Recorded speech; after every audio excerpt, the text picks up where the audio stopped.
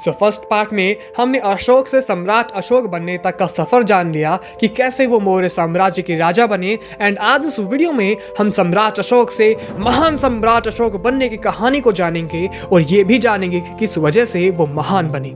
अगर आपने वीडियो का पहला पार्ट नहीं देखा है तो आप पहले वो जाकर देख लीजिए। वीडियो की link I button and description में आपको मिल जाएगी। अगर आपने वो फर्स्ट पार्ट देख लिया है so let's continue the story. इतिहासकारों के मुताबिक 268 ईसा पूर्व के दौरान मौर्य वंश के सम्राट अशोक ने अपने मौर्य साम्राज्य का विस्तार करने के लिए करीब 8 सालों तक युद्ध लड़ा। इस दौरान उन्होंने न सिर्फ भारत की उपमहाद्वीपों तक मौर्य साम्राज्य का विस्तार किया बल्कि भारत और ईरान की सीमाओं के साथ साथ अफगानिस्तान के हिंदू कश में भी मौर्य साम्राज्य का सिक्का चलवाया। इसके अलावा महान अशोक ने दक्षिण के मैसूर, कर्नाटक और कृष्ण गोदावरी की घाटी में भी कब्जा किया। उनके साम्राज्य की राजधानी पाटलिपुत्र, मगध, आज का बिहार और साथ ही उप राजधानी तक्षशिला और उज्जैन भी थे।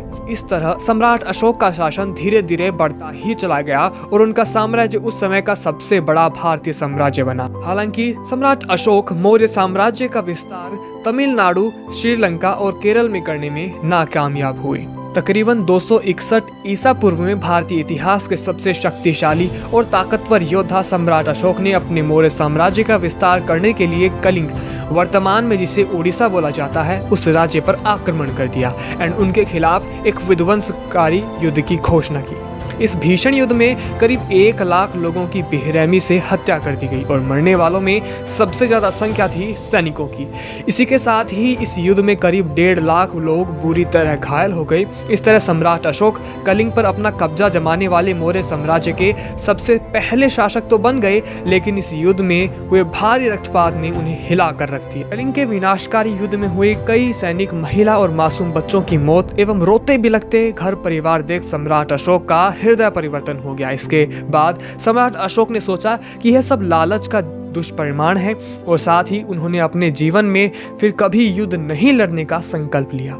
263 ईसा पूर्व में मौर्य वंश के शासक सम्राट अशोक ने धर्म परिवर्तन का मन बना लिया। उन्होंने बौद्ध धर्म अपना लिया एंड ईमानदारी, सच्चाई एंड शांति के पथ पर चलने की सीख ली और वहां से वो अहिंसा के पुजारी हो गए।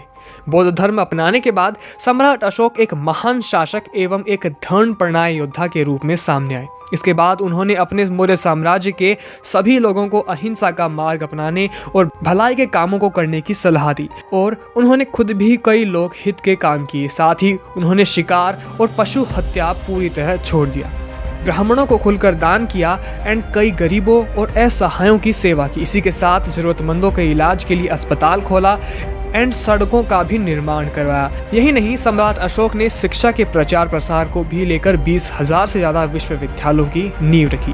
हृदय परिवर्तन के बाद सम्राट अशोक ने सबसे पहले पूरे एशिया में बौद्ध धर्म का जोरों शोरों से प्रचार किया। इसके बाद उन्होंने कई धर्म ग्रंथों का सहारा लिया। इस दौरान सम्राट अशोक ने दक्षिण एशिया और मध्य एशिया में भगवान बुद्ध के अवशेषों को सुरक्षित रखने के लिए करीब 84,000 स्तूपों का निर्माण करवाया, जिनमें से वाराणसी के पास स्थित सारनाथ एंड मध्य प्रदेश का सांची स्तूप काफी मशहूर है एंड इनमें आज भी भगवान बुद्ध के अवशेषों को देखा जा सकता है।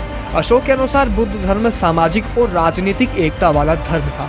बुद्ध का प्रचार करने हेतु उन्होंने अपने राज्य में जगह जगह पर भगवान गौतम बुद्ध की प्रतिमा स्थापित की और बुद्ध धर्म का विकास करते चले गए। बौद्ध धर्म को अशोक ने विश्व धर्म के रूप में मान्यता दिलाई। बौद्ध धर्म के प्रचार के लिए उन्होंने अपने पुत्र महेंद्र और पुत्री संघमित्रा तक को भिक्षुणी के रूप में अशोक ने भारत के बाहर नेपाल, अफगानिस्तान, मिस्र, सीरिया, यूनान, श्रीलंका आदि देशों में भेजा। वहीं बौद्ध धर्म के प्रचार के रूप में सबसे ज्यादा सफलता उनके बेटे महेंद्र को मिली। महेंद्र ने श्रीलंका के राजा तिस को बौद्ध धर्म के उपदेश के बारे में बताया, जिससे प्रभावित होकर उन्होंने बौद्ध धर्म को अपना राजधर्म बना दिया। सार्वजनिक कल्याण के लिए उन्होंने जो कार्य किए वो इतिहास में अमर हो गए। नैतिक उदारता एंड भाईचारे का संदेश देने वाले अशोक ने कई अनुपम भवनों एंड देश के कोने कोने में स्तंभ एंड शिलाओं का निर्माण करवाया, जिसके बाद बौद्ध धर्म का उन्होंने और जोरों शोरों से प्रचार किया। भारत का राष्ट्रीय चिन्ह अशोक चक्र एंड शेरों की त्रिमूर्ति भी सम्राट अशोक की ही देन है। ये कृतियां अशोक निर्मित स्तंभ और स्तूप पर अंकित हैं। सम्राट अशोक का अशोक चक्र, जिसे धर्म चक्र भी कहा जाता है, आज वह हमें भारतीय गणराज्य के तिरंगे के बीच में दिखाई देता है। त्रिमूर्ति सारनाथ वाराणसी के बौद्ध स्तूप स्तंभों पर निर्मित शिला मूर्तियों की प्रतिकृति है।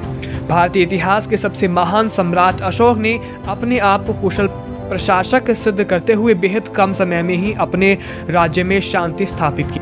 उनके शासनकाल में देश ने विज्ञान और तकनीक के साथ साथ चिकित्सा शास्त्र में भी काफी तरक्की की।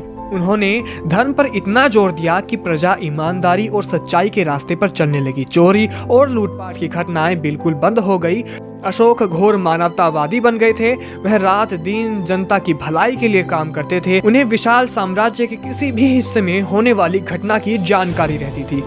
सम्राट अशोक ने करीब 40 सालों तक मौर्य वंश का शासन संभाला। करीब 232 ईसा पूर्व के आसपास उनकी मौत हो गई। ऐसा माना जाता है कि सम्राट अशोक की मृत्यु के बाद मौर्य वंश का साम्राज्य करीब 50 सालों तक ही चला। विश्व इतिहास में महान सम्राट अशोक एक अतुलनीय चरित्र हैं। उनके जैसा ऐतिहासिक पात्र अन्यत्र दुर्लभ है।